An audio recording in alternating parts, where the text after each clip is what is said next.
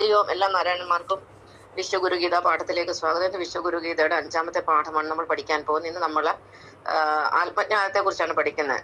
ഈ ഭൂമിയില് ജ്ഞാനം 3 വിധമാണ്. 1 ആത്മജ്ഞാനം, 2 വിജ്ഞാനം, 3 അജ്ഞാനം. ഇന്ന് നമ്മൾ ആത്മജ്ഞാനത്തെ കുറിച്ച് അല്പം കൂടുതൽ പഠിക്കാൻ പോവുകയാണ്.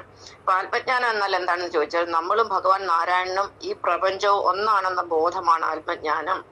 നാം പ്രപഞ്ചത്തിൽ കാണുന്ന ഓരോ വസ്തുവും നാം അല്ലെങ്കിൽ ഭഗവാൻ തന്നെയാകുന്നു. ഈ കാണുന്ന ഓരോ വസ്തുക്കളും, ഈ കാണുന്ന ഓരോ മനുഷ്യനും, ഓരോ ജന്തുക്കളും, ഓരോ സസ്യങ്ങളും, ഈ പ്രപഞ്ചത്തിൽ നമ്മൾ എന്തെല്ലാം കാണുന്നു അതെല്ലാം നമ്മൾ തന്നെയാണെന്നുള്ള ബോധമാണ് ആത്മജ്ഞാനം.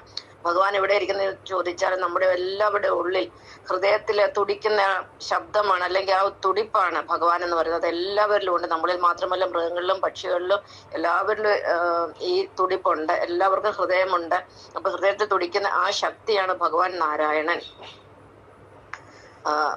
എന്ന് പറഞ്ഞാല് നമ്മള് നരനും നാരായണനും ഒന്നാകുന്നു. പക്ഷെ നമ്മളിൽ തന്നെയാണ് നമ്മുടെ ഭഗവാൻ ഇരിക്കുന്നുള്ള ബോധം നമുക്ക് അങ്ങനെ പെട്ടെന്നൊന്നും ഉണ്ടാവുകയില്ല. ഞാനിങ്ങനെ പറഞ്ഞാലോ നിങ്ങൾക്ക് അത് ഉൾക്കൊള്ളാൻ പറ്റത്തില്ല. കാരണം അത് മനസ്സിലാക്കണമെങ്കിൽ നമ്മൾ കുറച്ച് കടമ്പകളൊക്കെ കടന്നേ പറ്റുള്ളൂ. എങ്കിലും ഞാനിപ്പോൾ ഈ തിയറട്ടിക്കലായിട്ട് പറയണ, തിയറിപരമായിട്ട് സിദ്ധാന്തപരമായിട്ടാണ് ഇതിപ്പം പഠിപ്പിക്കുന്നത്.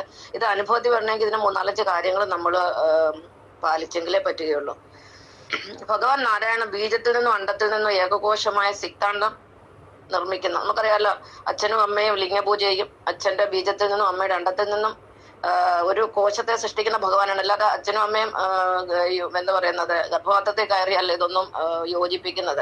അവരൊരു കർമ്മം ചെയ്തു, അവർ മാറിപ്പോയി. അതിനുശേഷം ഇതിനെ യോജിപ്പിക്കുന്ന ഭഗവാനാണ്. അത് കഴിഞ്ഞ് അതിനെ ഒരു സിക്താണ്ടോ അല്ലെങ്കിൽ ഒരു സൈഗോട്ടാക്കി മാറ്റി അതിനെ വിഭജിപ്പിക്കുകയാണ് ഭഗവാൻ ഓൺ ദ സ്പോട്ടിൽ. ആ ഒരു മൊമെന്റിൽ തന്നെ അതിനെ 2, 4, 8, 16, 32, 64, 128, 256, 512 എന്ന കണക്കിൽ അതൊരു പ്രത്യേക പ്രോഗ്രഷനാണ്. ജോമെട്രിക്കൽ പ്രോഗ്രഷനിൽ അതിനെ വിഭജിച്ച് 280 ദിവസം കൊണ്ട് ഒരു മനുഷ്യ ശിശുവായി സൃഷ്ടിക്കുന്ന ഭഗവാൻ നാരായണനാണ്. ഈ കാര്യത്തിൽ യാതൊരു സംശയമില്ല. ഇതിനകത്തൊരു അമ്മയുടെ അച്ഛന്റെ യാതൊരു റോളുമില്ല. അമ്മ കുറച്ച് ഭക്ഷണം കഴിക്കുന്നു, അതിൽ നിന്ന് വേണ്ടുന്ന മെറ്റീരിയൽ ഭഗവാൻ സ്വീകരിച്ചുകൊണ്ട് നമ്മളെ സൃഷ്ടിക്കുകയാണ് ചെയ്യുന്നത്.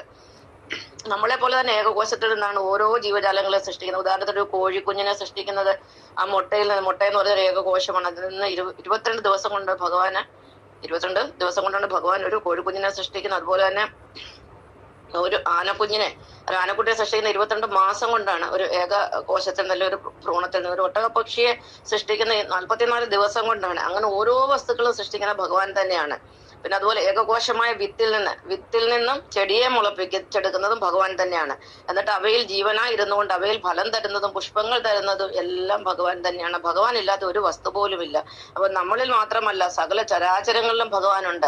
അതുകൊണ്ടാണ് നമ്മൾ പറയുന്നത് മണ്ണിലും വെണ്ണിലും തൂണിലും തുരുമ്പിലും നാരായണൻ ഇരിക്കുന്നെന്ന് പറയുന്നത്. അതല്ലാതെ അത് ശിവനോ ബ്രഹ്മാവോ വിഷ്ണുവോ ഒന്നുമല്ല. നാരായണൻ